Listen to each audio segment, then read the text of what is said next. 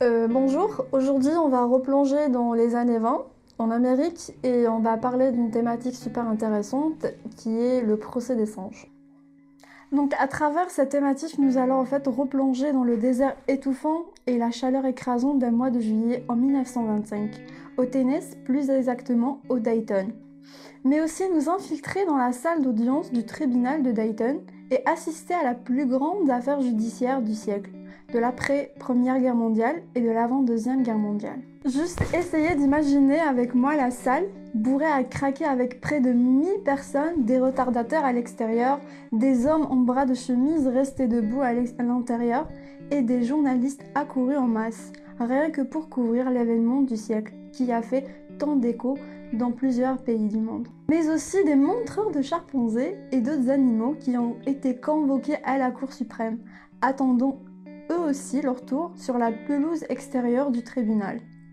Alors revenons quelques mois avant le jour J, un petit flashback en arrière, afin de comprendre un peu comment toute cette nombreuse foule s'est retrouvée à l'intérieur et à l'extérieur de la salle du tribunal à attendre que le procès commence. L'histoire de l'humanité assume qu'à partir de 1920, jusqu'à la Deuxième Guerre mondiale, l'Amérique a sombré dans ce qu'on pourrait appeler le déni des paradoxes.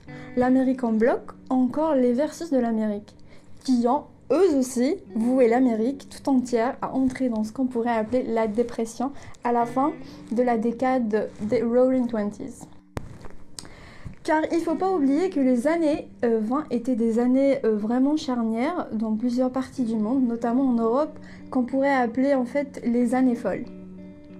Mais c'est aux USA où vont se dérouler les premières algarades entre les groupes racistes et pacifistes, et entre les nationalistes et les immigrants. Et la plus grande algarade se déroulera en fait entre les créationnistes et les évolutionnistes. En 1925, un code scolaire a été publié dans une institution scolaire au Tennessee, plus exactement au sud de l'Amérique. Celle-ci dicte que tout ce qui va en contradiction avec la Bible sera effacé, annulé, au sens contraire, il sera simplement puni. Donc il y avait à cette époque-là la CLU, un groupe d'Américains qui défendent les libertés, qui se sont attaqués au Butler Act. La CLU, qui est un groupe d'Américains nationalistes et très libéraux, se sont retrouvés contre le code qui a été publié dans cette école au Tennessee. Ils se sont formellement opposés et décidé de s'attaquer à cet article qui est en fait le sobriquet de Butler Act. Butler Act qui est du nom de ce rédacteur John Washington Butler. Toutefois, pour s'attaquer au Butler Act, la CLU doit ruser, car en fait les USA fonctionnent d'une manière très particulière, surtout à cette époque-là. Et je parle bien en termes de justice. Car en fait le système juridique américain à cette époque-là était qu'une conséquence, le résultat d'une mixture entre le système juridique du Royaume-Uni et toutes les expériences personnelles que l'Amérique a vécues. Du coup, à cette époque, il n'existe pas de conseil constitutionnel. Non. Ni de conseil de l'État, ni un pays, ni le conseil du pays. Pour contrôler les lois et leurs applications, il suffisait simplement de remettre en cause ou en question la loi, de dire qu'elle pose problème quelque part, et cette dernière passera en jugement. Donc, selon le cours, non une autorité qui décide si une loi est bien appliquée, mais un tribunal qui statuera si la décision peut faire justice, prudence. C'est alors que la Cour suprême tranchera en faveur de l'application ou de l'inanité de la loi visée. Qui veut dire, c'est bien exactement sur ça que la CLU s'est basée, pour réattaquer le Butler Act et casser la loi qu'elle juge bien peu laïque. La CLU alors lance un appel aux témoins, ou je dirais un suspect, pour quelqu'un qui sera accusé d'enseignement évolutionniste.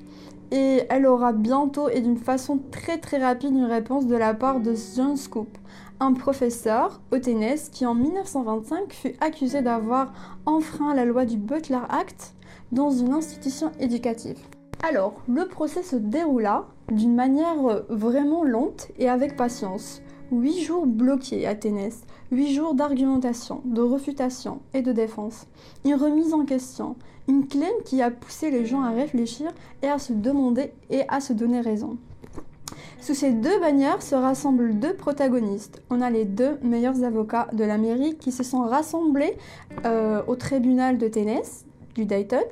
Deux camps l'accluent avec le fameux avocat Clarence Darrow, le agnostique des droits civiques, un libéral de gauche. En face, on a Brian, le défenseur fondamentaliste, un conservateur de gauche, qui lutte pied à pied pour statuer sur le cas du sang.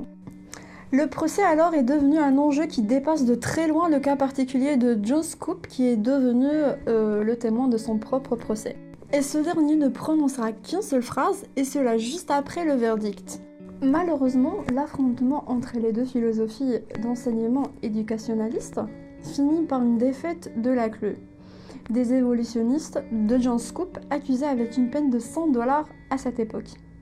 Enfin, beaucoup disent que c'est une défaite et une victoire des créationnistes sur les papiers, mais en vue de la sentence, on doute que ce soit une victoire éclatante. Car j'imagine que la victoire est attribuée à la défense, car Darrow a joué ingénieusement sur la partie du public, ainsi sur le cerveau du public, l'opinion publique, que sur les juges et l'avocat qui étaient en face de lui. Encore une fois, c'est une victoire dévouée des créationnistes, toutefois un de facto des évolutionnistes. Une telle victoire que Darrow sera célébré pour sa plaidoirie un peu partout dans le monde, alors que Brian décédera 5 jours plus tard. Tout cela est fortuit. En fait, il y a certains qui disent que Darrow fut tellement déstabilisé sur les contradictions contenues de la Bible, mais surtout ce que l'avocat Darrow lui a proposé et des questions en fait de remise en cause. Et à l'issue de cette bataille juridique majeure, l'enseignement de l'évolution et des origines et de l'espèce humaine reste donc hors la loi au Tennessee et plus spécifiquement aux pays du Sud qui étaient sous le règne des fondamentalistes.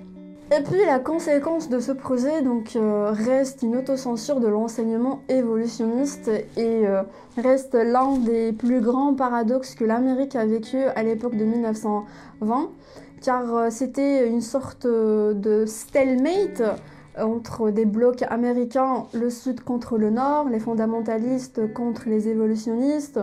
On avait aussi des groupes racistes contre les pacifistes, contre les immigrants, contre les Noirs à cette époque-là. Et donc je dirais bien que cette époque était, un